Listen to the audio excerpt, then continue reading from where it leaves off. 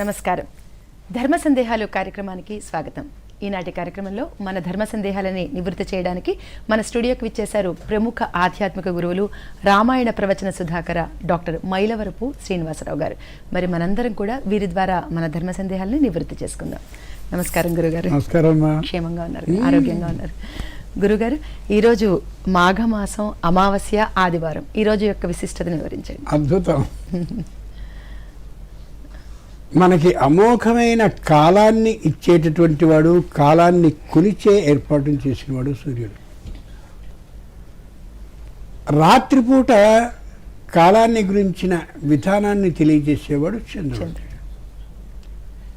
ఈ పగలు రాత్రి అనే రెండూ కూడా కాలాన్ని కొలిచేటటువంటి గ్రహాలు. ఈ సూర్యుడు అనేటటువంటి వాడు లేకపోతే చంద్రుడికి కీర్తి, చంద్రుడికి కాంతి ఉండవు. అంచేతనే సూర్య భగవానుడు ఆలోచించి ఏ మాసం అయితే తనకి అనుకూలమా అని ఊహించుకుని మాఘమాసాన్ని ఎంచుకున్నాడు. పైగా సూర్యునికి శంకరునికి భేదం లేదు. అసౌ యోగసర్పతి నీల గ్రీవో విలోహిత. సూర్యుడికి ఎలా అయితే చూడగానే ఆ ఆకుపచ్చ ప్రత్యేకంగా కనిపించే ఓ మచ్చ నీలిరంగు మచ్చ కనిపిస్తుందో, అలాగే శంకరుడి కూడా నీలి కంఠం, అంచేత ఆయన గరళకంఠ అంటారు. నీలిరంగు కనిపిస్తుంది, నల్ల కంఠం కాదు, నల్ల మచ్చ కాదు. సూర్యుడు ఎలా అయితే ఎర్రగా ఉంటాడో శంకరుడు కూడా అలాగే ఎర్రగా ఉంటాడు. అంచేత శంకరునికి సంబంధించినటువంటి కళ్యాణం, రాత్రి లింగోద్భవకాల అభిషేకం అంతా ఈ మాఘమాసంలోనే. అదే సూర్యుడు శంకరుడు ఇద్దరు కాబట్టి ఇద్దరు కలిసి నిర్ణయాన్ని చేసుకుని మాఘమాసాన్ని గొప్పదిగా చేసుకున్నారు. ఒకటి. రెండు, సూర్యుని తల్లిదండ్రులు అయినటువంటి అదితి కశ్యపులు సూర్యుడిని మాఘ శుద్ధ సప్తమి, ఈ నెలలో సప్తమి తిథిలో చక్కగా వాళ్ళకి అన్నారు. అంచేత అది కూడా విశేషం. ఈరోజు ఆదిత్యవారం అంటే సూర్యుని యొక్క శక్తి సంపూర్ణంగా ఉండేటటువంటి రోజు. ఇంతేకాక అమావాస్య.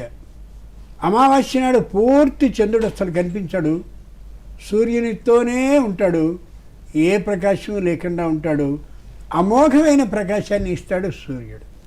కాబట్టి ఆదివారం, అమావాస్య, మాఘమాసం సంపూర్ణమైనటువంటి ఇటు సూర్యునికి అటు శంకరునికి అద్భుతమైనటువంటి సంయోగం కలిగినటువంటి రోజు. ఈరోజు ఎంత శివాభిషేకాన్ని, శివారాధనని చేస్తే, ఎంత సూర్యారాధనని చేస్తే, ఎంత సూర్య అర్చనని చేస్తే, ఎంత సౌరమంత్రాన్ని జపిస్తే అంత శక్తి మనకు లభించే అవకాశం ఉంది. ఇవాళ ఒక్కరోజండి సెలవు రోజు, ఇవాళ కూడా నీ కర్మ ఏడుచుకోయితే ఎంత గొప్పగా వాళ్ళు చెప్పారు. అంతటి చాలా గొప్పదైనటువంటి రోజు ఈరోజు. అంటే ఈరోజు మీరు మంత్రం అన్నారు కదంటే, ఏదైనా సూర్యాయ నమః, సంబంధించిన మంత్రం లేదా శంకరుడికి సంబంధించిన మంత్రం ఎంత ఎక్కువసేపు జపాన్ని చేసుకోగలిగితే అంత సౌరశక్తి మనలో ప్రవేశిస్తూ ఉంటుంది. సూర్యుడు రెండు పనులు చేస్తాడు. ఒకటి బుద్ధిని వికసింపజేస్తాడు, ఆరోగ్యాన్ని ఇస్తాడు.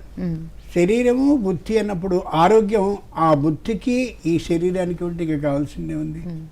గురుగారు, అంటే మాఘమాసం అమావాస్య రోజు, ఈ రోజు ఏమైనా ఉపవాసం ఉండి, అంటే చాలా శక్తివంతమైన రోజు అని చెప్పారు కదా, ఉపవాసం ఉండి ఇంకేమైనా చెయ్యాలా? ఈ వచ్చిన గొడవ వల్ల ఇది ఉపవాసం ఎంతసేపు చేయాలి, జాగ్రత్త ఎంతసేపు చేయాలి. జాగ్రత్త అయితే ఒకటి భుజం మీద ఒకటి కూర్చొని 4 సినిమాలు చూస్తూ ఉండి ఈ దరిద్రపు ఆలోచనలు మానేయాలి. ఉపవాసము అనే మాటకి తిండి తినకుండా కొరడాలా ఉండడం అని అర్థం కాదు. కొంతమంది అస్సలు మేమేం తిండి తినమండి, తప్పు. ఖచ్చితంగా అన్నానికి బదులుగా అన్నం కంటే తక్కువ పరిమాణంలో శరీరానికి ఇబ్బంది కలగకుండా, శరీరంలో ఉండే పంచభూతాలకి నిరుత్సాహం కలగకుండా ఉండేలాగా చేయాలి. అంటే చక్కగా ఉప్పుడు పిండి అని అంటారు, చేసుకోవచ్చు, తినచ్చు. అది చాలా మంచి పని. ఖచ్చితంగా సూర్యారాధన, శివారాధన చేస్తే మంచి శక్తి పెరుగుతుంది. అభయం చెప్పాడంటే పని అయిపోతుందండి, ఎందుకు వస్తుందన్నమాట. ఇది చేస్తే ఏం లేకపోతే ఏముండదు. గురుగారు, కాలర్ రెడీగా ఉన్నారు, కాల్ రిసీవ్ చేసుకుందాం. హలో హలో హలో, నమస్కారం అండి. నమస్కారం అండి, మేము హైదరాబాద్ నుంచి మాట్లాడుతున్నాం. హైదరాబాద్ మహేష్. ఓకే, మీ పేరు? మహేష్ అండి. మహేష్ గారు, అడగండి, మీ సందేహం ఏంటి అడగండి. గురువు గారు ఉన్నారు. ఇంట్లో మానసిక ప్రశాంతత గురించి ఏం చేయాలండి? అండ్ గవర్నమెంట్ జాబ్ రావాలంటే ఏ పరిష్కారం చేయాలి? మానసిక మహర్షులు అద్భుతమైన పరిష్కార మార్గాన్ని తెలియజేశారు. మానసిక ప్రశాంతత లేకపోవడానికి కారణాలు ఏమిటో ముందు లౌకికంగా ఆలోచించుకోవాలి. బాగా రుణాలను చేసేసాం, తీర్చలేనటువంటి పరిస్థితికి వచ్చేసాం. తీసుకునేటప్పుడు ఎప్పుడు తీర్చగలం, ఎలా తీర్చగలం అని అనుకోకుండా చేయడం దానికి లౌకికమైనటువంటి కారణం. మనం ఏ కారణాన్ని సరిగా అంచనా వేయలేక చేస్తామో దానివల్ల కార్యం దెబ్బతింటూ ఉంటుంది. అలాగే అమ్మాయి వివాహం చేయలేకపోతున్నాం. వచ్చిన వృత్తి సంబంధంలో ఒక వంకని జాగ్రత్తగా మనం వెతుక్కుంటే చాలు, మన జీవితానికి ఇంకా అమ్మాయిని అలా ఉంచేయగలం. కొద్ది సర్దుకుపోయేతనం రావాలి. ఇది లౌకిక కారణం, ఇది ముఖ్యం కాదు ఈ ధర్మ సందేహాలకి. అలౌకికమైనటువంటి కారణాన్ని చెప్పాలి. మానసిక ప్రశాంతత, ఉద్యోగము లభించాలంటే అమ్మవారు చెప్పింది స్వయంగా, రేయ్ నేను నీకు కలిగిస్తాను రాని, చక్కగా ఉత్సాహంతో నేను చేస్తానమ్మా, నువ్వు నాకున్నావు, నా వెనకాల అండగా ఉన్నావనే ధైర్యంతో లలితా సహస్రం చదవండి. ఎంతసేపు పడుతుందండి? మొట్టమొదటి మాట. దిక్కుమాలిన టీవీ చూడడానికో సినిమాని చూడడానికో ఎన్ని గంటలైనా అబ్బో ఆనందంగా చూస్తాం. ఎందుకని? నాకు ఈ ప్రయోజనం సాధింపబడాలి అన్నప్పుడు, కార్యం లభించాలంటే కారణాన్ని ఖచ్చితంగా చేయాలి. అమ్మవారి 1000 నామాలు అంటారు. నామం ఒక్కోటి మంత్రం. అంచేతనే లలితా సహస్రనామానికి శ్రీ విద్య ఉపాసన అంటారు. విద్య అంటే మంత్రం అని అర్థం. కాబట్టి 1000 మంత్రాలు ఆవిడ ఇచ్చింది. అద్భుతమైన మంత్రాన్ని నువ్వు గురువు గారి దగ్గరికి వెళ్ళు, అయ్యా ఏది చేస్తే నాకు ఉద్యోగం వస్తుంది. రాజ్యలక్ష్మి కోశనాథ చతురంగబలేశ్వరి. రాజ్యలక్ష్మి పదవికి అదే, చక్కనైనటువంటి ఉద్యోగానికి అదే. ఈ ఉన్నటువంటి ఈ శ్లోక పాదాన్ని ప్రతి శ్లోకం తర్వాత అనుసంపుటి చేస్తూ 183.5 శ్లోకాలని చదివితే ఖచ్చితంగా ఉద్యోగం వస్తుంది. వచ్చిన ఆధారాలు కూడా స్పష్టంగా ఉన్నాయి. ఇవన్నీ చేయడానికి మనకు సమయం లేదు అని అంటే అమ్మవారు కూడా నాకు ఏం సమయం లేదురా నాయన, కానీ ఇలాగే పడుతూ ఉండు అంటుంది. మీరు అడిగారు, మీ ద్వారా అందరూ ప్రేక్షకులకి చెప్తున్నాను, ఖచ్చితంగా లలితా సహస్రనామ పారాయణాన్ని చేయండి. ఏ విధమైన అనుమానము లేకుండా ఉద్యోగ ప్రాప్తి కలుగుతుంది. తద్వారా 4 రాళ్ళు ఆడుతూ ఉంటాయి, సమయం వినియోగింపబడుతూ ఉంటుంది. కాబట్టి మానసిక ప్రశాంతత కూడా లభిస్తుంది. మరో కాలర్. హలో హలో హలో నమస్కారం అండి. అమ్మా నమస్కారం అమ్మా. గురుగారితో మాట్లాడాలి. గురువుగారు ఉన్నారండి. ఎక్కడి నుంచి మాట్లాడుతున్నారు? మీ పేరేంటో చెప్పండి. నా పేరు నర్సింగ్, బోడుపల్లి. బోడుప్పల్ నుంచి. అడగండి, మీ సందేహం అడగండి, గురువుగారు ఉన్నారు. సార్ నమస్తే సార్. నమస్కారం అండి. నేను 6 నెలల నుంచి మీతో మాట్లాడాలని తర్వాత ఇవాళ దొరికింది సార్ కాలు. అయ్యో సార్ నమస్తే సార్. నమస్తే సార్. ఏం చేస్తారు, మా అమ్మాయిది ఇల్లు గృహప్రవేశం చేయాలి, ఇల్లు రెడీ అయిపోతుంది వచ్చే నెల. ఇప్పుడు ఏదో మోడాలు ఉన్నాయని చెప్తున్నారు. ఏ నెలలో చేసుకోవాలి కొంచెం చెప్పాలి సార్. అలాగే అమ్మాయికి వివాహం కూడా చేయాలంటే అది కూడా మోడాలు వచ్చాయని చెప్పారు. కాబట్టి కొంచెం మీరు కొంచెం చెప్పండి సార్ ప్లీజ్. స్పష్టంగా వివాహం చేయాలనుకుంటున్నారు. ఇప్పుడు 3 ఉన్నాయి అంటున్నారు కదా, ఎప్పుడు గృహప్రవేశం అండి. గృహప్రవేశం ఒకటి, ఇంకొకటి వివాహాన్ని కూడా అడుగుతున్నారు. వివాహం కూడా అడుగుతున్నారు. ఆ మూఢాలు రాకుండా ఉండే లోగానే దానికి ఏర్పాటు చేసుకోండి. గృహప్రవేశం వరకు అయితే మీ చేతిలోనే ఉంది, అమ్మాయి వివాహం మాత్రం మీ చేతిలో లేదు. దానికి ఇంకొకరి ప్రమేయం ఉంటుంది. కాబట్టి ముందు గృహప్రవేశాన్ని సరైనటువంటి ముహూర్తానికి సకాలంలో ఖచ్చితమైనటువంటి సమయ నియమాన్ని పాటిస్తూ కానీ మీరు చేసేసుకున్నట్టయితే ఇంట్లో చేరినటువంటి వేళ విశేషం కారణంగా వివాహం కూడా కలిసి వచ్చే అవకాశం ఉంటుంది. అంచేత తొందరపడి ఆ గృహ ప్రవేశానికి సరైనటువంటి ముహూర్తాన్ని చక్కగా పెట్టించుకోండి, చేసుకోండి. తప్పక అన్నీ అనుకూలంగా అయి తీరుతాయి. మాఘమాసం ఆదివారం అమావాస్య రోజున అడిగారు, ఇది చాలా మంచి రోజు అని కూడా మనం అనుకున్నాం. తప్పక చేయండి. శుభమస్తు. మరో కాలర్. హలో నమస్కారం అండి. రాజశేఖర్, హైదరాబాద్. ఓకేనండి రాజశేఖర్ గారు, మీ సందేహం ఏంటో అడగండి. నమస్తే గారు. శ్రవణం కీర్తనం విష్ణోహ స్మరణం పాదసేవ అర్చనం వందనం సఖ్యం ఆత్మ నివేదనం, ఈ నవభక్త మార్గాలు అయితే ఒక్కొక్క దానికి ఒక్కొక్కని ప్రమాణంగా చెప్తారు. శ్రవణం చేత పరీక్షిత్ అని, కీర్తనం చేత అక్రూరుడని, ప్రశ్న మరణం అడగండి, చేత ప్రశ్న. ప్రహ్లాదుడిని. ప్రశ్న అయ్యా, అడగ- మీరు ప్రశ్న కాదండి, అడగండి. నాకు వీటి గురించి వీటిలో ఒక్కొక్కరి గురించి ఒక్కరి గురించి చెప్పండి చాలు. పాదసేవ అంటే లక్ష్మీదేవి, అయితే వందనుందో భృగు మహారాజుని దాసం చేత ఆంజనేయ స్వామిని సఖ్యత వల్ల అర్జునుడని ఆత్మ నివేదనం చేత బలిచక్రత అని చెప్పారు. అయితే ఒక్కటి శ్రవణం చేత పరీక్షితం ఎవరు అని చెప్పండి, ఏ విధంగా ఆయన మనకు ప్రమాణంగా తీసుకుంటామని చెప్పండి. థ్యాంక్ యూ అండి.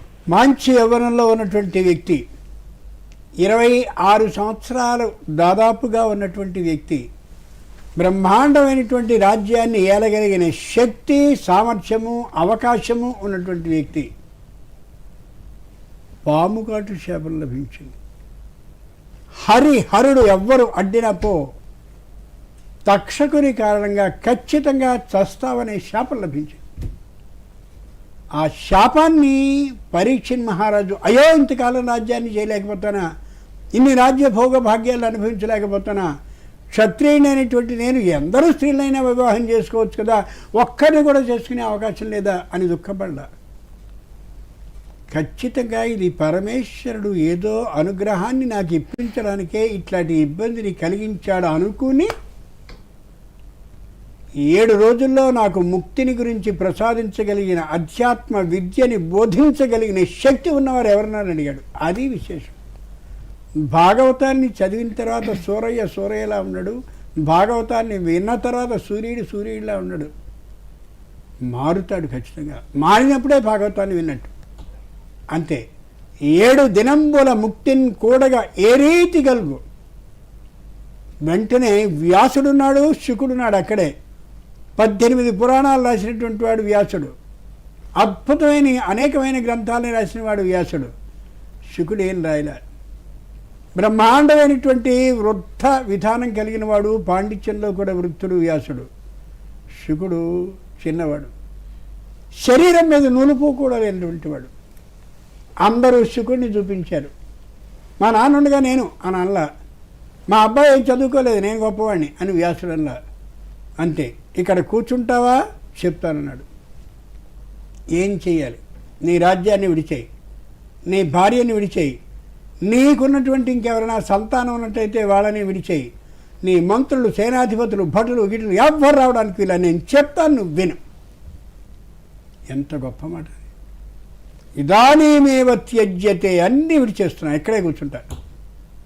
చక్కనైనటువంటి రాజ్య పట్టాభిషేకాన్ని చేయించుకుని అమోఘమైనటువంటి సౌఖ్య భోగ భాగ్యాన్ని పొందవలసినవాడు కాస్త తూర్పు దిక్కుకి కొసలుండేలాగా దర్భచాప ఒకటి వేసుకుని దాని మీద కూర్చుని గంగ ఒడ్డున, అయ్యా మీరు చెప్పండి, నేను వినడానికి సిద్ధంగా ఉన్నాను. ఎవరైనా చెప్పేవాళ్ళు ఏకాగ్రతతో చెప్పాలి, వినేవాళ్ళు తాదాత్మ్యమై వినాలి, దాంట్లో చేరిపోయి వినాలి. అది నిజమైన విధానం. అంచేత శ్రవణం అంటే అదే. నువ్వు ఎంత చెప్తే అంతా వింటా, ఎంతసేపు చెప్తే అంతా వింటా, ఎంత కాలం చెప్తే అంతా వింటా. అలాగే విన్నాడు, అలాగే మోక్షం అంటే లీనమైపోయాడు, స్వయంగా పరమేశ్వరులోనికి చేరిపోయాడు. ఇది నిజమైన వినడం అంటే. చాలా గొప్పదైనటువంటిది భాగవతం. మరో కాలర్ అండి. హలో హలో హలో, నమస్కారం అండి. మేడం. నమస్కారం అండి. ఎక్కడి నుంచి మాట్లాడుతున్నారు? మీ పేరు? నా పేరు రామ్మోహన్ రాజు మేడం, నేను హైదరాబాద్ నుంచి మాట్లాడుతున్నాను. ఓకే అండి, మీ సందేహం ఏంటో గురువు అడగండి. గారికి నా యొక్క నమస్కారాలు. నమస్కారం అండి.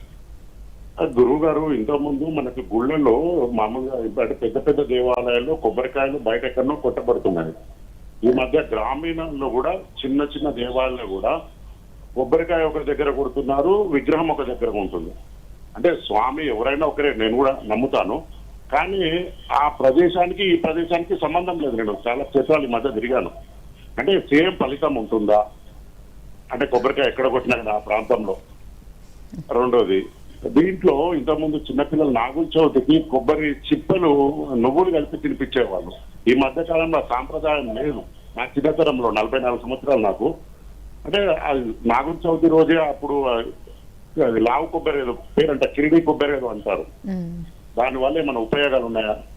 నేటి యువతకి మీ యొక్క చాలా మంచి మాట చెప్తే ధన్యవాదాలు. అదే,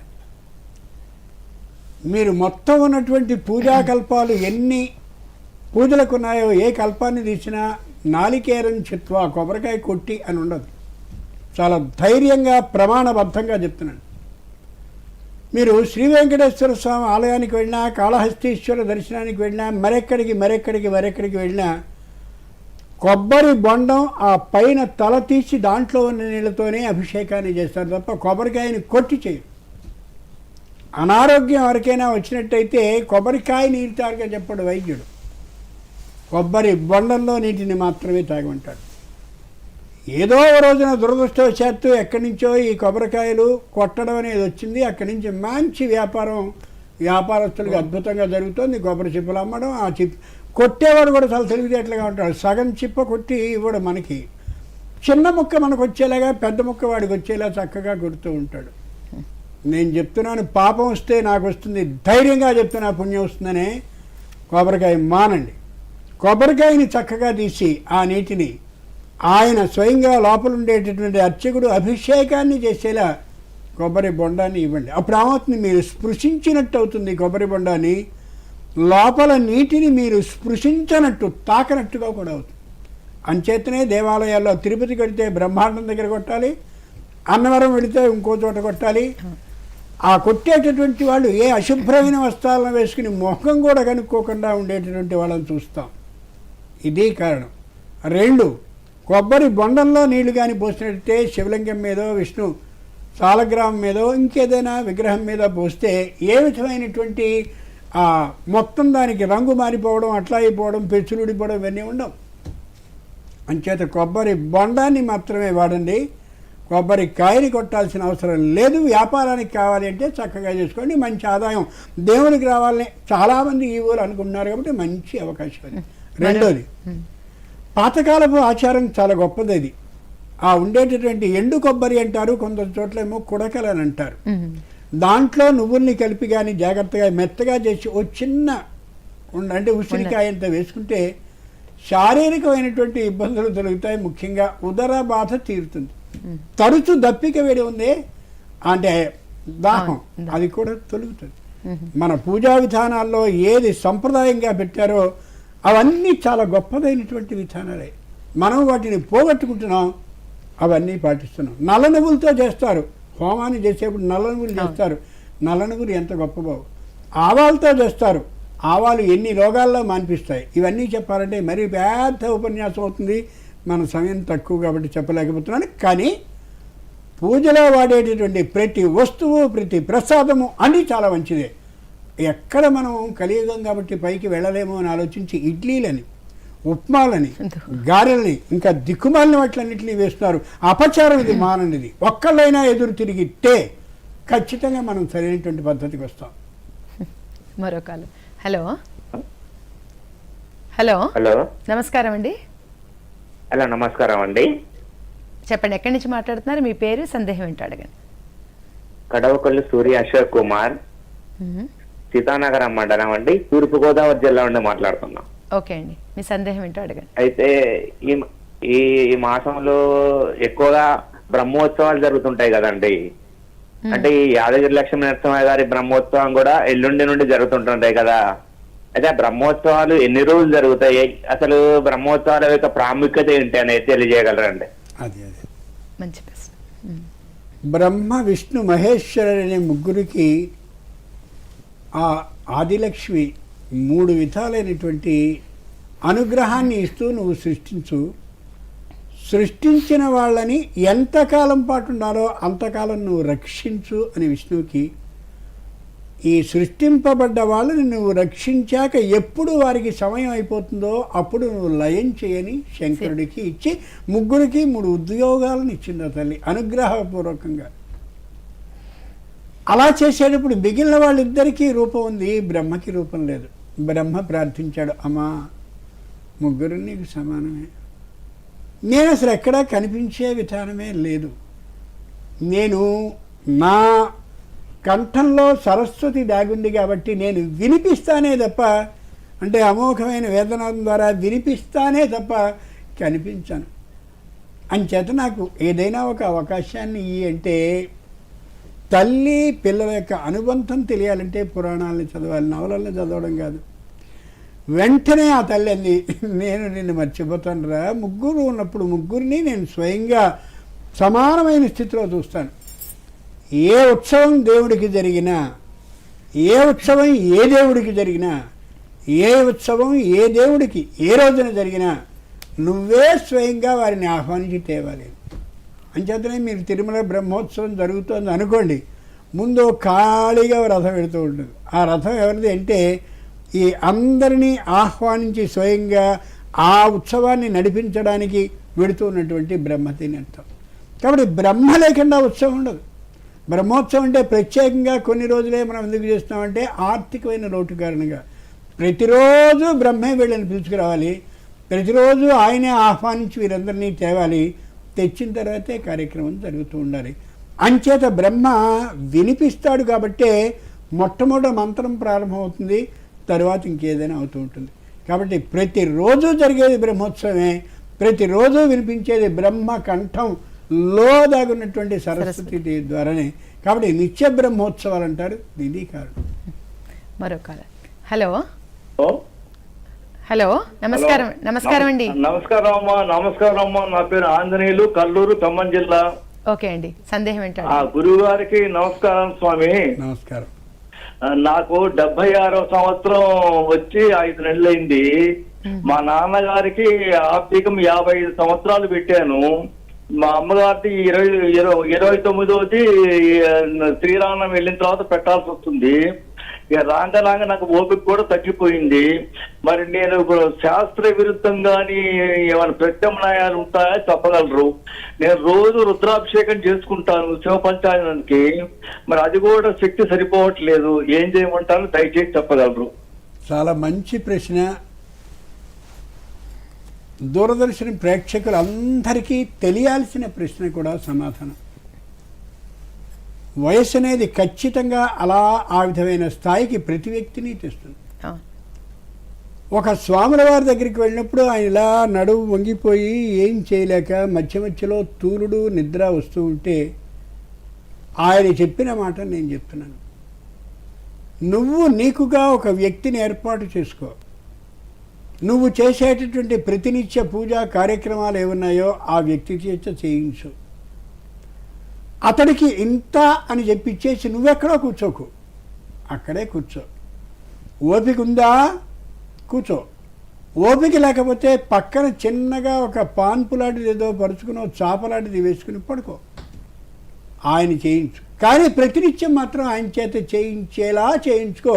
నీకు ఇష్టం ఉంది కాబట్టి అతన్ని బతిలాడు. నాయన, దీంట్లో ఉండే కొంత పుణ్యం నీకు కూడా వస్తుంది, కానీ పుణ్యం ధనంతో సమానం కాదు కాబట్టి ఇలా చెయ్యి అని ప్రార్థించు. అదే నేను మా ఇంటి నుంచి ఇక్కడ రాలే, అయితే సరే నేనే వస్తా, దాని మీద ఇష్టం ఉంది కాబట్టి ఇలా చేయండి. ఒక స్వాముల వారు అలాగే చేస్తూ ఉండేవారు.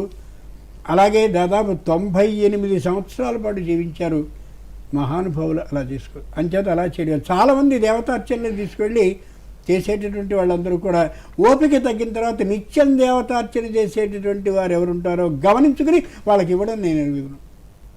తప్పదది. అంచేత మీరు అంతకాలం వచ్చినా కూడా అవి 55 ఏళ్ళు, ఆవిడికి 29 సంవత్సరాలు ఆబ్దికాదులన్నింటినీ పెడుతున్నారంటే నిజంగా నేను నమస్కరిస్తున్నాను మీ సంప్రదాయ బుద్ధికి, ఆ విధంగా పాటిస్తున్నందుకు. మరో కాల్ అండి. హలో హలో, నమస్కారం అండి. శుభోదయం గురువు గారు. శుభోదయం అండి. ఎక్కడి నుంచి మాట్లాడుతున్నారు? మీ పేరు, సందేహం ఏంటో అడగండి. తూర్పుగోదావరి జిల్లా నుంచి మాట్లాడుతున్నాం అండి, రాజమండ్రి. బాపనమ్మ పేరు. ఓకే అండి, మీ సందేహం ఏంటో అడగండి. డిసెంబర్లో మా అత్తగారు చనిపోయారండి. అందుకని చెప్పేసి సంవత్సరం అంతా, అంటే మేము ప్రతిసారి నిత్యం ఇంట్లో దీపారాధన జరుగుతుంది మా ఇంట్లో. ఇప్పుడు మా నాన్న చనిపోయారు కాబట్టి సంవత్సరం అంతా, అది మా అత్త చనిపోయారు కాబట్టి సంవత్సరం అంతా పూజ చేయకూడదు అంటున్నారు. ఓకే, అర్థమైంది. అది ఇంట్లో పూజ చేసుకోవచ్చా, మా నాన్నగారు పూజ చెయ్యొచ్చా లేదా, ఆ సందేహం గురువు గారు. 14 రోజులు అయిన తర్వాత శుభ్రంగా చేసుకోవచ్చును. అయితే సంవత్సరం నిండేంత వరకు మాత్రం దేవాలయాలకు వెళ్ళి గోత్ర నామాలతో అభిషేకాలు, అర్చనలు, హోమాలు, ఇంకా ఇతరమైనటువంటి మాత్రం పెద్ద పూజలు. చాలా సరైనటువంటి పని ఏమిటి అంటే ఎక్కడ ఏ అభిషేకం, హోమం, యాగం, యజ్ఞం, సవనం ఇంకేం జరుగుతుంటాయో మీ వంతుగా శక్తికి మించగా, అప్పు చేసి మాత్రం కాదు, శక్తికి మించగా, అయ్యా మా నాన్న ఇదిగో లేదా మా అమ్మ ఎవరైతే గతించారంటున్నారో వారి పేరున ఇచ్చి, డబ్బు ఇవ్వద్దు, నేను స్వయంగా చెప్తున్నా, డబ్బు వద్దు, కొబ్బరికాయలు అంటారా అది ఇవ్వండి, లేదా వాళ్ళకి ఏదో కావాల్సినటువంటి వస్తుద్రవ్యాలు ఏవో ఉంటాయి అవి. కొబ్బరికాయలని ఇందాక వద్దని ఇప్పుడు మళ్ళీ కావాలంటున్నారు ఏమిటి అని అనుకుంటారేమో. కొన్ని ప్రత్యేకమైన విశ్వాసాలు వెంటనే చెప్పిన ఓ రోజు నుంచి పోవు, కొన్నాళ్ళు ఉంటాయి. అంచేత అవి అలా చేసుకోండి. నేనైతే కొబ్బరి బొండాలే ఇవ్వాలని చెప్తాను. అలా చేసి ఆ చేయవలసినటువంటి కార్యక్రమం చేయబడడం లేదనే బాధ మీకు మానసికంగా లేకుండా ఉండడానికి ఆ విధమైన సహాయం చేయండి. ఇవాళ చాలా సందర్భాల్లో మనం గమనిస్తూ ఉంటే వస్తుద్రవ్యాలు ఖచ్చితంగా వినియోగపడుతున్నాయి, ధనం అయితే వినియోగపడడం లేదనే మాట వినిపిస్తోంది, అక్కడక్కడ కనిపిస్తోంది కూడా. కలి ప్రభావం కదా. ఓకే, హలో, మరో కాలర్. హలో హలో, నమస్కారం అండి. నమస్కారం అండి. నా పేరు నాగరాజారావు, వనస్థలిపురం, హైదరాబాద్ అండి. ఓకే అండి, సందేహం నమస్కారాలండి. గురుగారికి నమస్కారాలు. నమస్కారాలు. అయ్యా స్వామి, పరమశివుడు ఆదిదేవుడు తమోగుణ ప్రధానుడు అంటారు, ఎందుకని? అది ఆయన అందులో ఎందుకు ఉన్నారు, అలా ఎందుకు, కారణం ఏమిటి చెప్పగలరు? ఇవాళ అదృష్టవంతులు మంచి ప్రశ్నలు వస్తున్నాయి. మీరు అడిగే ప్రశ్న మా బుద్ధిని అలా తరిచి వేయాలి, అప్పుడు మాకు ఆనందంగా ఉంటుంది. బాగా తినగలిగినటువంటి సంతానం ఉంటే అమ్మకి వండాలనే శ్రద్ధ పడుతుంది. నాకొద్దు అంటుంటే ఆవిడ వంటే మర్చిపోతుంది. రుద్రుడు ఎంత గొప్పవాడు అంటే బేలశంకరుడు, బేలతనం, బోళాశంకరుడు కాదు, బేలతనం, ప్రతిదానికి అమాయకంగా ఉండే లక్షణం. గజుడనే రాక్షసులు వచ్చి నువ్వు నా బొజ్జలో ఉంటే వచ్చేస్తాను, నువ్వు చేసిన తపశక్తి ద్వారా నేను రావాలిగా, నీకు ప్రత్యక్షం కావాలిగా, ప్రత్యక్షమైన అడిగిన కోరికను తీర్చాలిగా, అంత తపశక్తిగా. అట్లాంటి బేల మనిషి రాక్షసుడికి తపస్సు చేస్తే వరం ఇచ్చేయడమేనా, ఇచ్చేస్తాడంతే, నీకు అర్హత ఉంది, ఇచ్చేస్తాను. అంతటి ధర్మబద్ధ మూర్తి అయినటువంటి ఏ శంకరుడు ఉన్నాడో ఆయన, ఒక తండ్రి 5 పిల్లలుంటే 5 సమానంగా ఆస్తి ఇచ్చేస్తే ఏ మూడో వాడో ఆ మిగిలినటువంటి వాళ్ళ ఆస్తిని కాజేయాలని ఆలోచిస్తే తండ్రి భలే ఉందిరా, 4వ వాడికి మొత్తం అనుకోడుగా. అవును. అలాగే నీకింత ఆస్తి ఇచ్చా, నీకింత అందాన్ని ఇచ్చా, నీకింత చదువునిచ్చా, నీకింత సంపాదన ఇచ్చా, నీకు ఇవి ఇవి ఇవి ఇవి 146 కోట్ల మందికి ఇచ్చేశాడు ఆయన. ఇచ్చేసిన తర్వాత ఇంకొకరికి సంబంధించింది నువ్వు తీసుకోకపోతే ఆయన మంచి రుద్రుడైపోతాడు. ఎరా, నీకు ఇవ్వాల్సిందంతా ఇచ్చానా, నీ అర్హతను బట్టి నీకు ఇచ్చానా, నువ్వు చేసిన పాప పుణ్య ప్రభావాన్ని లెక్క వేసుకుని దానికి సరిపోయేలా నీకు ఇచ్చేసానా, ఎందుకు వాడు దాన్ని కాజేస్తున్నావు అని చెప్పి రుద్ర విధానం వచ్చి తమోగుణానికి పెడతాడు. ఎక్కడైనా సరే మీరు చూడండి, అటువంటి రౌద్రం రావడానికి కారణం మనం తప్ప ఆయన కాదు. అంచేతనే నమక చమకాలని ప్రార్థన చేస్తూ అభిషేకం ప్రారంభించేటప్పుడు ఓం నమో భగవతే రుద్రాయ, రుద్రాయ, బాగా కోపం ఉన్నవాడా నీకు నమస్కారం. ఎవరి దగ్గరికైనా వెళ్ళేదని ఆయన దగ్గర పని చేయించుకోవాలంటే నీకు బాగా కోపం ఉంటుందా అంటే వాడు చేస్తాడా? సాది లెంపకాయ కొట్టి పంపడం. అంతేకాదు, నమస్తే రుద్రమన్యవ ఉతోత ఇషవే నమ, ప్రారంభ మంత్రం అది.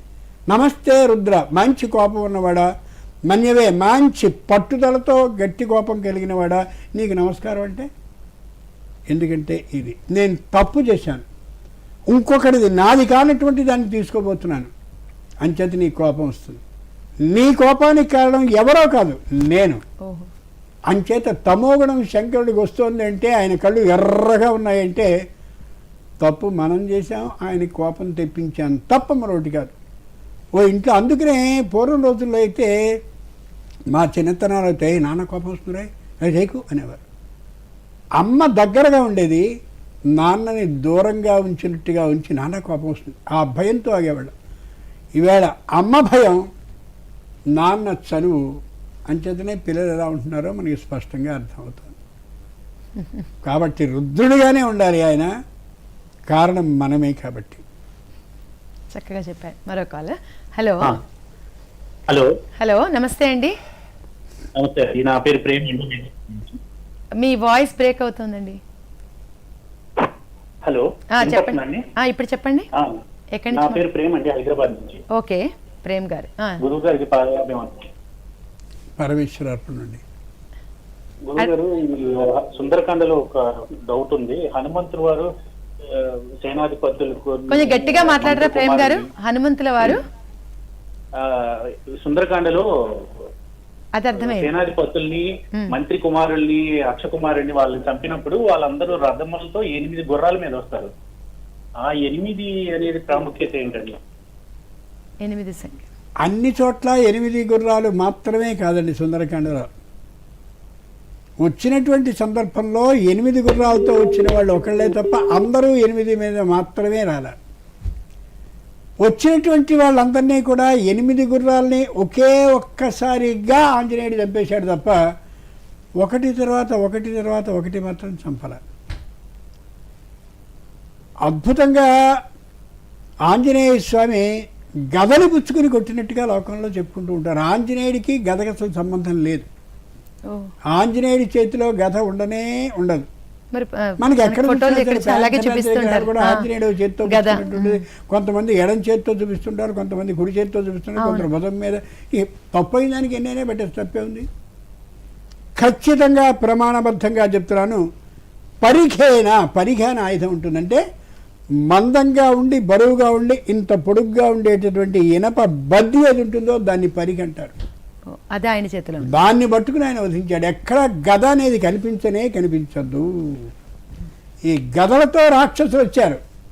వచ్చిన వాళ్ళందరూ అలా చేశారు. అంచేత పరిఘేన న్యషీదయత్. ఆ పరిఘ ఏదైతే పెద్దగా ఉంటుందో లావుగా మందంగా ఒక్కసారి గుర్రాల తలల మీద పెట్టి అలా నొక్కేసి చచ్చారు. అలాగే అక్షమాల ప్రత్యేకంగా జంబుమాల అనే రాక్షసుడు ఉన్నాడు. వాణ్ణి చెప్పినప్పుడు కూడా అంతే. తస్య చైవ శిరో నాస్తి నా బాహు నా చ జానుని. ఈ శ్లోకం ఎలా అయితే ముక్కలుగా అయిపోయిందో జంబుమాలి శరీరం కూడా ఆడి ముక్కలు అయిపోయిందని తస్య చైవ శిరో నాస్తి నా బాహు నా చ జానుని. మోకాళ్ళు ఏమీ లేదు. నా రథ నా అశ్వాహ. ఎంత అద్భుతంగా రాశాడో శ్లోకాలు. వీటిని పాఠ్యాంశాల్లో పెట్టి కానీ పిల్లలకి చదివించినట్లయితే ఏదో అకస్మాత్తుగా నెలకోసారి సమావేశం ఏర్పడుతుంది. భారతదేశం హిందూ ధర్మం గొప్పది. ఈ పిచ్చి ఉపన్యాసాలు ఏవీ ప్రయోజనం చేయవు. పాఠ్యాంశాల్లో పెట్టాలి. విదేశీయుడు అంత తెలివితేటలు కలిగినటువంటి వంచనపరుడు కాబట్టి ఆ ప్రాచ్యుడు మన పాఠ్యాంశాల్లోకి వాళ్ళ పాఠాలను పెట్టేసి గంజాయి పీల్చేటటువంటి వాడి బుద్ధిలాగా మనని దాసులుగా చేసేసాడు. ఇప్పటికైనా మనం గుర్తుంచుకోగలిగితే సంతోషం, లేకపోతే అంతే అనుభవించాల్సిందే. మరొక హలో. నమస్కారం అండి. నమస్కారం. ఎక్కడి నుంచి మాట్లాడుతున్నారు? మీ పేరు, సందేహం ఏంటి అడగండి. నా పేరు శ్రీరాములమ్మ, చెన్నై నుంచి మాట్లాడుతున్నాను. చెన్నై నుంచి అడగండి, మీ సందేహం ఏంటో అడగండి. అదే ఇల్లు కట్టుకున్నానమ్మా. వచ్చే 2 సార్లు ముహూర్తం పెట్టుకుంటే ఎనికి పోతుంది. ఏమైంది తెలియలేదు. ఏంటంటే అడగండి. మీరు మాట్లాడుతున్నారు, టీవీ వాల్యూమ్ తగ్గించండి. సరే, సౌండ్ అంటే తగ్గి అడగండి. రీసౌండ్ అది వినిపిస్తుందండి. చెప్పండి. మీ మాటలు సంవత్సరం పైన ఇల్లు కట్టుకొని వచ్చే ఇంట్లోకి పోవాలంటే మొత్తం కుదరలా, ఎనికి పోతుంది. ఏమి అర్థం కాలేదు. ఏం చెయ్యాలి?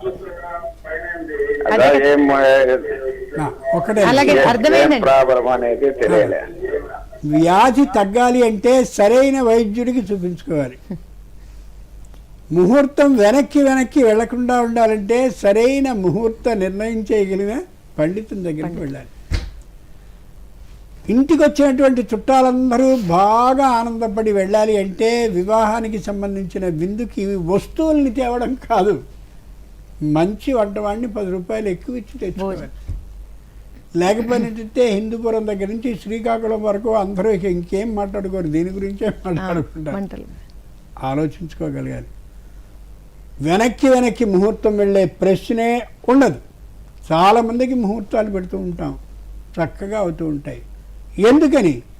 సరైనటువంటి విధానం ప్రకారం ముహూర్తాన్ని పెట్టాలి. పైగా ఇంకోటి, ముహూర్తం పెట్టడం అంటే ఏదో పంచాంగాన్ని చూసి చెప్పేయడం కాదు. వాళ్ళకి ఈ ముహూర్తం చక్కగా సరైనటువంటి కాలంలో అయి ఆనందాన్ని కలిగించాలనే విధంగా కొద్దిగా ప్రత్యేకమైన మంత్రాలు ఉన్నాయి. దాంతో జపాన్ని చేసి మాత్రమే ముహూర్తాన్ని పెడతాడు. అంతనే దైవజ్ఞుడు అని ఆయనకి పేరు. దైవజ్ఞుడు, దైవాన్ని తెలిసినటువంటి వాడు అని అర్థం. దైవాన్ని తెలియడం అంటే సరైనటువంటి సమయాన్ని గ్రహించి చేసేవాడు అని అర్థం. అలా చేయండి, తప్పదు. మంచి పండితులకు చూపించుకో. మరో కాల్ రండి. హలో. హలో, శుభోదయం అమ్మా. శుభోదయం అండి సుబ్బలక్ష్మి గారు. అడగండి, మీ సందేహం ఏంటో అడగండి. గురుగారు నమస్కారం అండి. నమస్కారం అమ్మా, సౌభాగ్యవతి.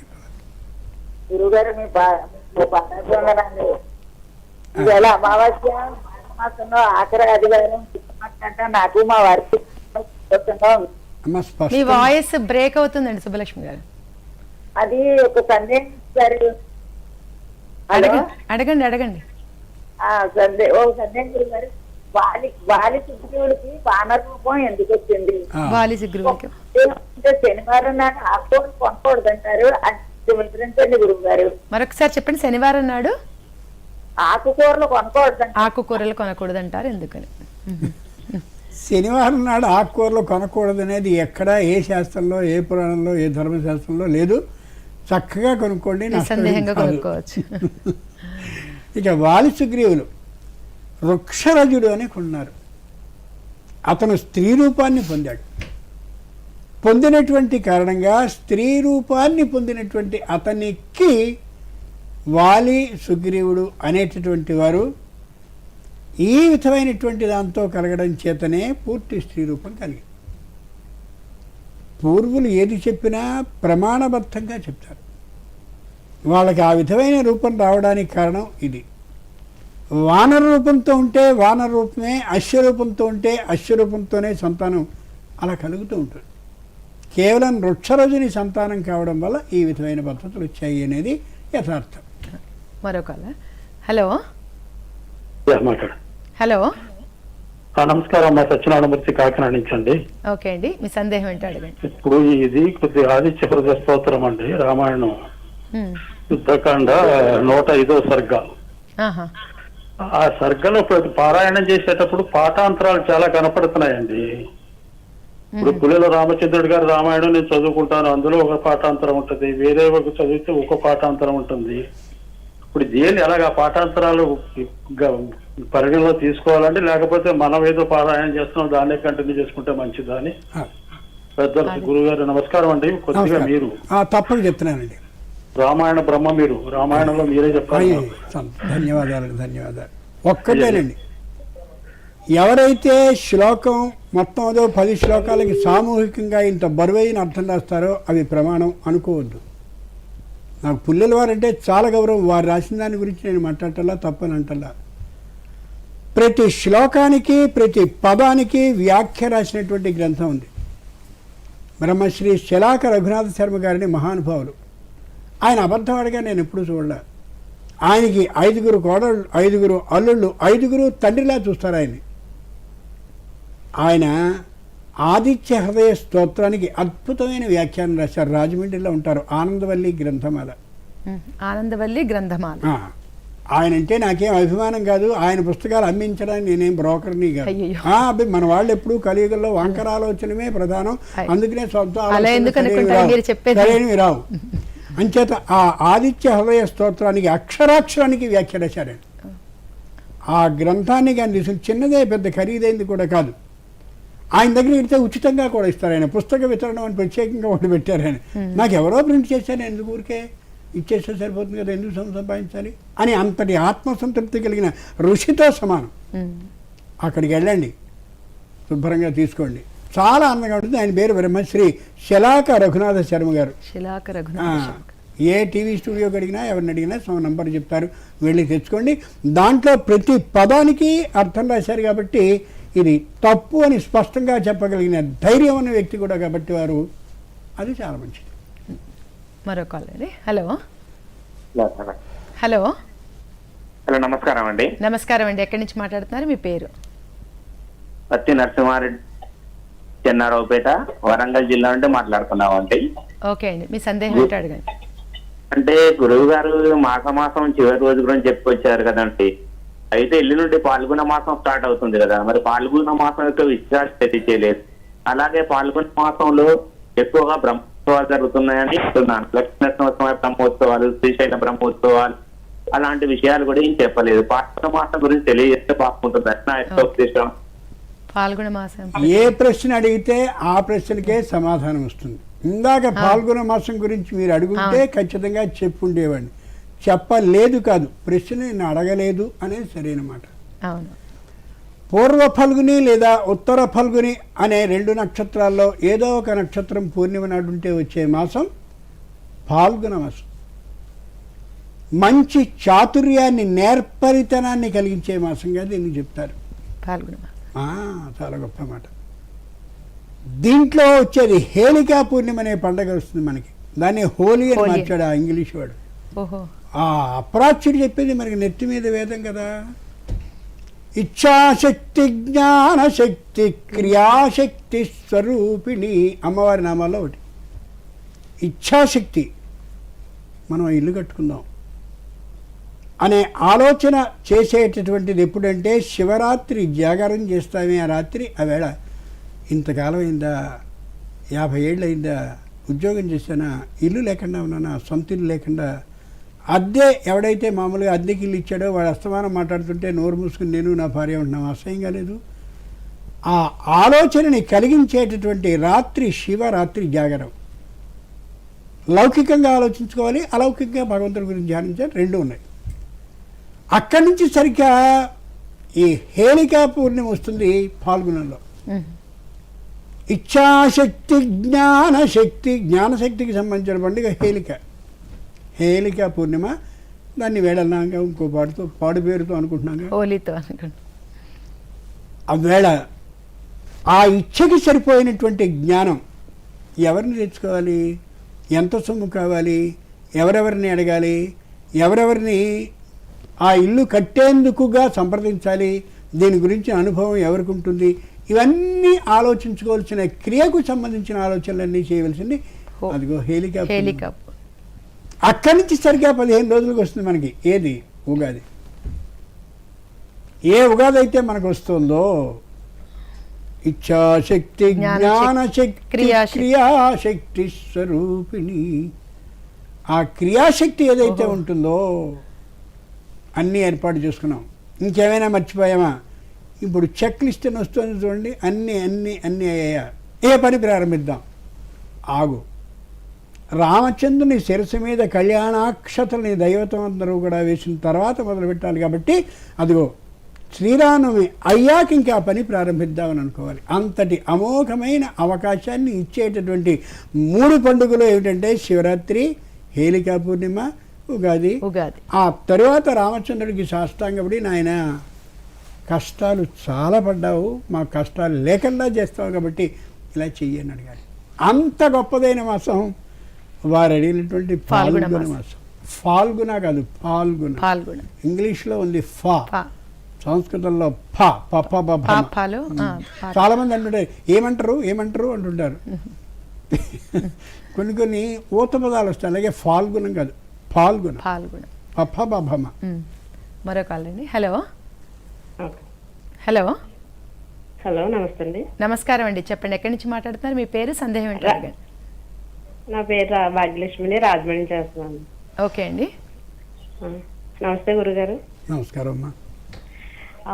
గురుగారు, మనం ఏ దేవుళ్ళకైనా ఒక మొక్కుబడి మొక్కుకున్నప్పుడు కోరాలని మొక్కుకుంటాం కదా గురుగారు. అవి నెరవేరినప్పుడు అవి తీర్చాలా తీర్చకూడదా గురుగారు? అది నా డౌట్. ఓకే. ఓ పాల ప్యాకెట్ కొన్నారనుకోండి, అది ఇంటికి వచ్చాక చెడిపోయింది అనుకోండి, చెడిపోయింది కాబట్టి నువ్వు పాల ప్యాకెట్ ఇవ్వాలంటే వాడు ఏమంటున్నాడండి? 70,000 పెట్టి మీరు టీవీ కొన్నారు, అది చైనా టీవీ, 3 రోజుల్లో ఏమీ పలకడం లేదు, వినిపించట్లేదు, కనిపించట్లేదు, ఇస్తున్నాడా వాడు? సరిగ్గా ఆలోచించండి. లౌకికంగా వీటికైతే ఆనందంగా మనం అనుభవిస్తాం, లేదురా గ్యారంటీ, మరి ఏం చేస్తాం మనం? ఏ వస్తువైనా సరే గ్యారంటీ లేదు, మనిషి యొక్క జీవితంతో సహా. కానీ ఒక్కటి మాత్రం నిజం, భగవంతుడా నీ మీద నమ్మకం ఉండి మొక్కుకుంటాను రా, నీ మీద నమ్మకం ఉండి మొక్కుకుంటున్నా, నా ముక్కును నువ్వు తీర్చలేదు, నేను తీర్చను అంటే ఇప్పుడు నమ్మకం లేనిది ఎవరికి, వాడికా వీడికా? ఒక్కటే ఒకటి గుర్తు చేసుకోండి తల్లులారా, నమ్మకంతో చేయాలి. నేను దైవానికి మొక్కుకుంటున్నాను అంటే ఖచ్చితంగా నువ్వు తీరుస్తావనే నమ్మకంతోనే నేను మొక్కుకుంటున్నానని మొక్కుకుని, తీర్చకపోతే ఆ పని నువ్వు చేయి. ఎప్పుడు తీర్చాలనుకుంటే అప్పుడు చెయ్యి, అప్పుడు తీర్చు. నేను మాత్రం అనుకున్న మొక్కుని ఇచ్చి తీరుతానని చెప్పాను. నీ కొండకు వస్తాను, మా అబ్బాయి 10th క్లాస్ పరీక్ష పాస్ అయితే అని అన్నాం అనుకోండి, వాడు ఫెయిల్ అయ్యి కూర్చున్నాడు అనుకోండి, నేను రాను. వెంకటేశ్వరుడికి నష్టమా? అయ్యో నాకు వచ్చే జనంలో ఒక ఆవిడ తగ్గిపోయిందని అనుకుంటాడా? పొరపాటును అనుకోడు. గుర్తుంచుకోండి, ఏ దైవం మీద విశ్వాసం ఉండి మీరు మొక్కుకుంటున్నారో ఆయన తీర్చలేదు అంటే ఏదో మీలో తేడా ఉందని అర్థం చేసుకోండి తప్ప, నేను తీర్చనయా నువ్వు తీర్చలేగా, నేను ఈ చక్కని వాణిజ్య వ్యాపార భక్తిని పొరపాటును కూడా అలా చేయకండి.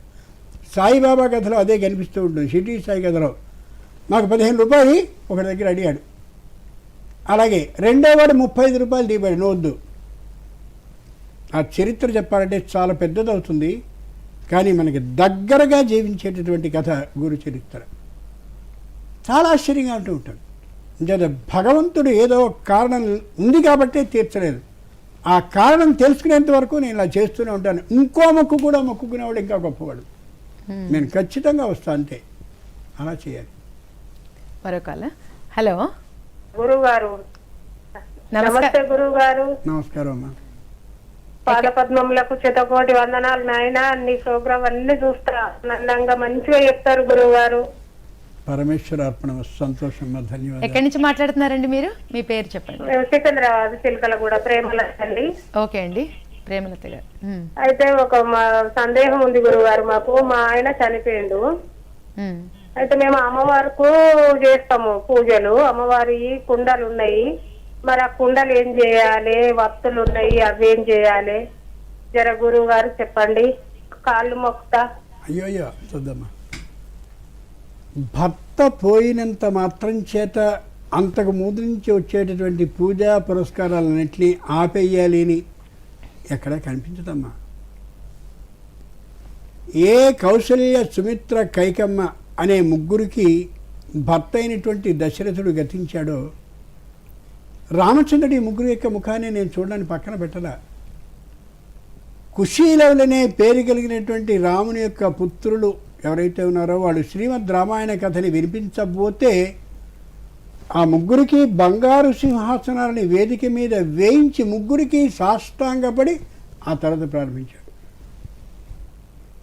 ఏ మాద్రి అనేటటువంటి ఆమె ఈ ద్రౌపదికి మనకు కనిపిస్తూ ఉంటుందో, కుంతికి సవతిగా కనిపిస్తూ ఉంటుందో, ఆ మాద్రి తన భర్త అయినటువంటి ఆయన్ని పోగొట్టుకున్నప్పుడు ఇంకా ఆవిడతో మాకు ప్రయోజనం లేదు, ఆయనతో ఏమనుకోలే.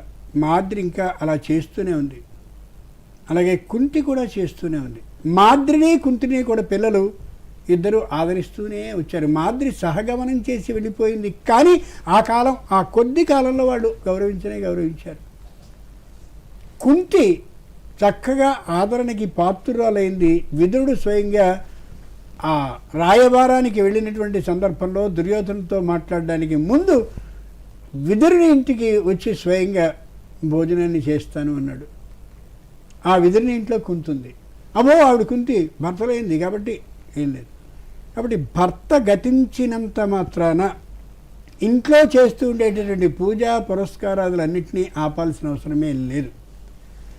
మనకి తూర్పుగోదావరిలో అన్నవర క్షేత్రం కనిపిస్తూ ఉంటుంది ఆంధ్రప్రదేశ్ రాష్ట్రంలో. సత్యనారాయణ వ్రతాలు విపరీతంగా జరుగుతూ ఉంటాయి. మన భీష్మేకాచికి అయితే దాదాపు 1,00,000 దాకా జరిగాయని మనకి కనిపిస్తూ ఉంటుంది పత్రికలో. స్త్రీ, బాల, వృద్ధ, వితంతు ఆ భేదం లేదు, అందరూ చేసుకోవచ్చు అని చెప్పింది శాస్త్రం. ఎందుకని?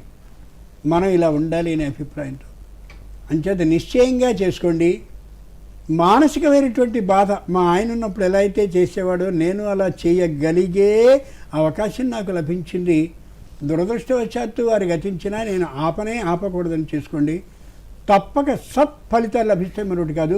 మీరు చేయవలసిన పరోపకార మహాసహాయం ఏంటంటే నేను చెయ్యొచ్చా అని మీరు రెడీ అనుకోండి. చుట్టూరా ఉన్న 100 వాళ్ళు ఎప్పుడూ పూజ చేయనటువంటి వాళ్ళు అందరూ ఖచ్చితంగా 100 మంది వచ్చి అమ్మమ్మమ్మ నువ్వు చేస్తే అది అయిపోతావు ఇది అయిపోతావు అని చెప్తారు. వాళ్ళు పూజ చేయరు, వాళ్ళు ఎప్పుడు చేయరు. కానీ మిమ్మల్ని మాత్రం చెడగొట్టడానికి చాలా ముందు వచ్చి చెప్తారు. లోక ధర్మం. మరొక హలో. నమస్తే మేడం. నమస్కారం అండి. ఎక్కడి నుంచి మాట్లాడుతున్నారు? మీ పేరు, సందేహం అడగండి. నా పేరు హేమంత్ కుమార్ మేడం, వరంగల్ నుంచి మాట్లాడుతున్నాను. ఓకే అండి. నమస్కారం గురువు గారు. నమస్కారం అండి. గురువు గారు, ద్వాపర యుగములో శ్రీకృష్ణ వారిని నారదుల వారు చాలా సందర్భాల్లో కలిశారు. కానీ త్రేతాయుగములో శ్రీరాముల వారిని నారదుల వారు ఎప్పుడూ కలిసిన సందర్భాలు లేవు. దీనికి కారణం ఏంటో తెలియజేయండి గురుగారు. శ్రీరామచంద్రుడు మరొకసారి గట్టిగా అడగండి. కొద్ది గట్టిగా అడగండి. ద్వాపర యుగంలో శ్రీకృష్ణ వారిని త్రిలోక సంచారి అయిన నారదుల వారు చాలా సార్లు కలిశారు.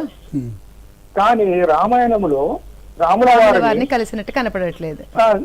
నారదుల వారు ఎప్పుడూ కలిసినట్టు కనబడదు గురువు గారు. దీనికి కారణం ఏంటి? అవును, ఒకే ఒక్క శ్రీ మహావిష్ణువు 4 యుగాల్లోనూ 4 వేషాలను వేసుకుని 4 అవతారమూర్తులుగా మనకు కనిపిస్తాడు. కృతే స నారసింహోభూత్, కృతయుగంలో నృసింహస్వామిగా కనిపిస్తాడు ఆయన. త్రేతాయాం రఘునందన, త్రేతాయుగంలో ఆ విష్ణువే కృతయుగంలో నరసింహస్వామి అయినటువంటి ఆయన త్రేతాయుగంలో రాముడు అవుతాడు. ద్వాపరే వాసుదేవశ్చ, శ్రీకృష్ణుడు ద్వాపరయానికి వచ్చేసరికి కృష్ణుడు అవుతాడు. కలౌ వెంకటనాయక, కల్లో శ్రీ మహావిష్ణు స్వరూపుడైనటువంటి వెంకటేశ్వర స్వామిగా అయ్యాడు. ఏ మహావిష్ణువుకి నిరంతరం అలా హరి నామ సంకీర్తనని చేస్తూ నారదుడు వచ్చాడో, ఆ నారదుడు నారం దదాతీతి, బుద్ధిని ఇచ్చేటటువంటి వాడు. నారం ద్యతీతి నారద, అజ్ఞానాన్ని తొలగించేవాడు. ఒకే పదానికి 2 అర్థాలు, 2 విపరీతమైన సంస్కృతం గొప్ప భాష. తొక్కేస్తే ఆ భాషనే తొక్కేయాలి అని చెప్తే దాన్ని తొక్కేసారి, ఇంగ్లీష్ని పైకి పెట్టుకున్నారు. ఏమీ అర్థం కావడం లేదండి అని ఏడుస్తున్నారు. చేసుకున్న పని అది. అంచేత నారద, ఆ నారదుడు నారసింహస్వామి దగ్గర నుంచి ఉండనే ఉన్నాడు. మీరు నృసింహపురాణం నారద కనిపిస్తాడు. కానీ వీళ్ళిద్దరూ కలవడం అనే ఘట్టం మాత్రం ఉండకపోవచ్చు తప్ప ఆ విధమైనటువంటి స్థుతిని చేయకుండా ఈనాడు లేడు ఉండలేడు కూడా. అది గుర్తించాలి. అంటే మనకు ఘట్టం కనపడలేదంట, అంతే. ఘట్టం కనిపించలేదు తప్ప జరగడం మాత్రం లేకుండా లేదు. మరో కాల్ అండి. హలో హలో హలో, నేనండి సరస్వతి. సరస్వతి గారు ఎక్కడి నుంచి మాట్లాడుతున్నారు? నేను పొద్దుటూరు మండలం అండి. ఓకే, మీ సందేహం ఏంటో అడగండి. పొద్దుటూరు మండలం అండి. వినపడిందండి, మీ సందేహం అడగండి. గురువు గారు ఉన్నారు. నమస్తే గురువు గారు, మీకోసం ఇన్నాళ్ళ నుంచి నేను వెయిట్ చేస్తున్నాను. అడగండి. మా అబ్బాయికి జాబ్ రాలేదండి, చదివినాడు. దానికోసం మేము ఆలోచన చేస్తున్నామండి. అదే జాబ్ రాలేదు, చదువుకున్నాడు, ఏం చెయ్యాలి? అదే ఇప్పుడు ఇందాక పొద్దున వచ్చింది. మంచి జాబ్ రావాలి. మనకి కుల దైవం అని ఉంటారండి, దాన్ని ఇలువేలుపు అంటారు. వారి ఇంట్లో ముత్తాత గారు, తాతగారు, తండ్రి గారు ఇలా వరుసగా ఎవరెవరిని పూజిస్తూ వచ్చారో అదే దైవాన్ని కులదైవము అంటారు. ఆ కుల దైవ పూజని కానీ మీరు చేస్తూ ఉన్నట్టయితే కేవలం సంతానం కోసం అంటే సంతానం లభిస్తుంది, వాడికి ఉద్యోగం కోసమే అని అన్నట్లయితే ఇస్తారు. ఆ కుల దైవం అంటూ మాకెవరు లేరు, లలితా సహస్రనామాన్ని చదవండి, అనుమానం ఏమాత్రమూ లేకుండా లభిస్తుంది. అయితే ఇందాక వారెవరో అడిగినట్టుగా మొక్కు తీర్చాలా అని అడిగారే, అలా ఇవ్వలేదు కాబట్టి నేను తీర్చాను అన్నట్టుగా కాకుండా నువ్వు ఖచ్చితంగా ఉద్యోగాన్ని ఇప్పిస్తావు అనే నమ్మకంతో చేయండి. ఆ నమ్మకం నా మీద నువ్వు ఉంచుకున్నావు కాబట్టి నేను నీకు ఇస్తానని మరింత నమ్మకం కలిగేలా చేస్తాడు. ఇందాక మీరు చెప్పారు కదా గురు, రాజ్యలక్ష్మి కోశనాథ చతురంగ బలేశ్వర. అవును, అనుసంపుటి చేయాలి. అనుసంపుటి గురుగారు ఈరోజు మీ అమూల్యమైన సమయాన్ని వెచ్చించి స్టూడియోకి విచ్చేసి ఎందరో ధర్మ సందేహాలు నివృత్తి చేశారు. ధన్యవాదాలండి. సంతోషం. చూశారు కదండి ఈనాటి ధర్మ సందేహాలు కార్యక్రమాన్ని. ఇంతటితో ఈ కార్యక్రమం సమాప్తం. నమస్కారం.